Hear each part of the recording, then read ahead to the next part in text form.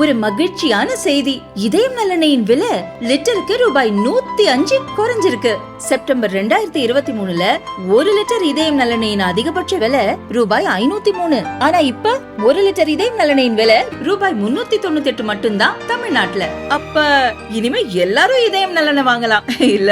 சென்னையில் போலீசை திமுகவினர் தாக்கியதற்கு அண்ணாமலை கண்டனம் தெரிவித்துள்ளார். அவரது அறிக்கை: வேளச்சேரியில் சுகாதார அமைச்சர் சுப்பிரமணியன் கலந்து கொள்ளவிருந்த விழாவுக்காக போக்குவரத்து நெரிசலை சரி செய்து கொண்டிருந்த காவலர் காமராஜ் என்பவரை மது போதையில் இருந்த திமுகவினர் தாக்கிய செய்தி அதிர்ச்சியை அளிக்கிறது. போலீசை தாக்கும் அளவுக்கு திமுகவினருக்கு துணிச்சல் எங்கிருந்து வந்தது? ஏற்கனவே பெண் காவலர்கள் மீது பாலியல் சீண்டல்கள், தாக்குதல்கள் என தமிழகம் முழுவதும் பார்த்து வருகிறோம்.